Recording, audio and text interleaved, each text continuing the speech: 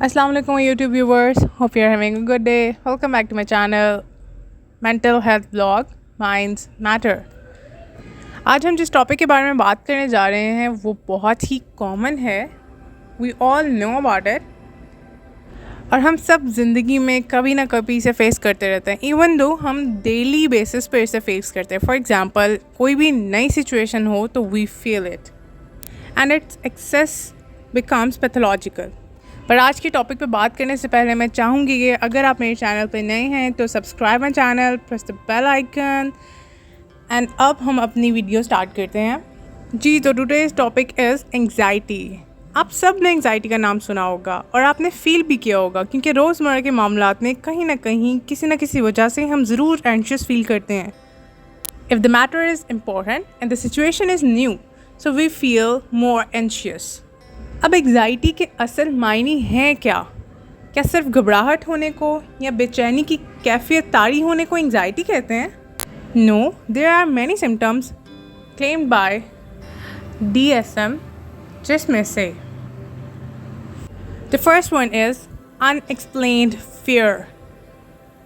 ऐसा डर जो कि हमें पता ही नहीं है कि वो कहाँ से आ रहा है और वो क्यों है.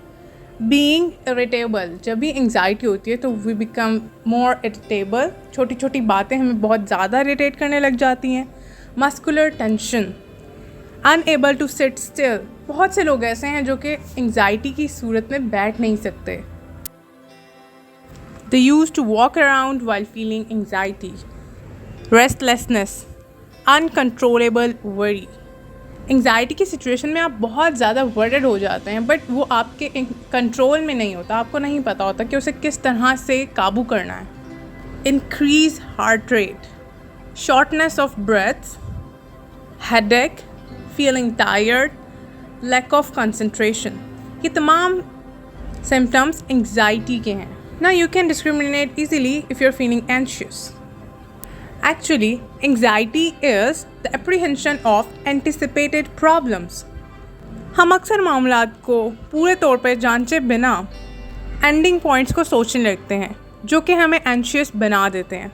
और अगर इसके साथ थोड़ी नेगेटिव थिंकिंग भी शामिल हो जाए तो we feel irritable.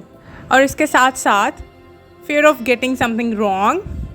Heart beat बढ़ना शुरू हो जाती है. पसीने छूटने लगते हैं. सांस तेज़ हो जाती है और बहुत ही घबराहट महसूस होती है जिसका मतलब है कि वाकई आपको एंग्जाइटी हो रही है.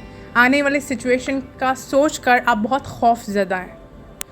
फॉर एग्ज़ाम्पल जब आपको पब्लिकली पॉइंट आउट किया जाता है किसी सवाल का जवाब देने के लिए. सो सम ऑफ अस हैव एंग्जाइटी. यानी वो लोग उस दौरान एंग्जाइटी फील करते हैं और जिसकी वजह से उनकी परफॉर्मेंस डाउन हो जाती है. Now there is a question that is there any difference between anxiety and fear?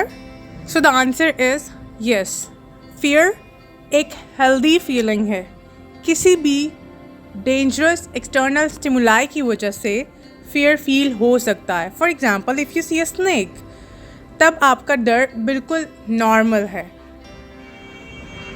ये डर abnormal तब होता है जब इसकी as such कोई बैरूनी वजह ना हो या जब असल वाक़या होने से पहले ही आपको मुख्तलिफ मनफी सोचों की वजह से डर लग रहा होता है. Then it is called anxiety.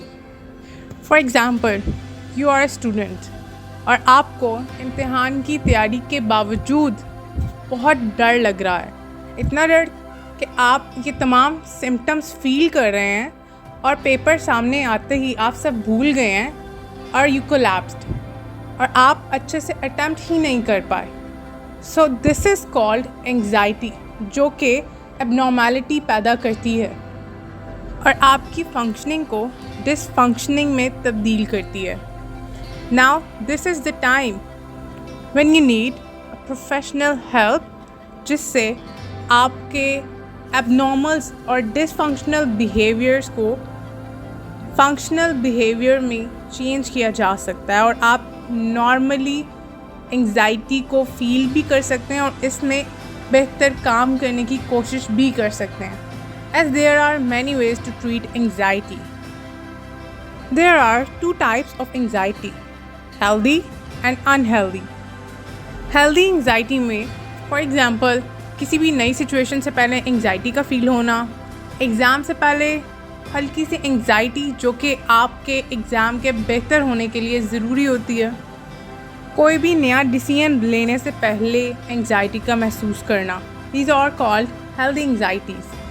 There are unhealthy ways of being anxious, जो कि छोटी छोटी बात पर बहुत ज़्यादा एंशियस फील करना। बाज़ औक़ात you feel anxious out of nowhere, इसकी कोई रूट कॉज होती ही नहीं है। एक्सेसिव अनएक्सप्लेन्ड वरी, एंड इसके अलावा it doesn't gonna make any change और lead to any detrimental action, that is called unhealthy anxiety. और इसी अनहेल्दी एंग्जाइटी की वजह से लोगों को सोशल एंग्जाइटी फील होती है, ज़्यादा घुल मिल नहीं सकते, इवन वो लोग अपने घर से बाहर भी नहीं जा सकते। इसके अलावा सिलेक्टिव म्यूटिज़म हो जाता है और फोबियाज़ पैदा होते हैं। There would be different kind of phobias जो कि एक्सेसिव वरी और अनएक्सप्लेन्ड फियर की वजह से पैदा होते हैं। So I have explained all the types of anxiety or anxiety के symptoms. Now it's the time to figure out your ways of taking anxiety. Are these helpful or unhelpful? क्या ये functional है या dysfunctional है? So this is all about my today's video. For learn more, stay tuned with me. Watch my videos. Comment below in the comment section whatever you want to add. Thanks for watching. Subscribe my channel for more videos. Thank you very much.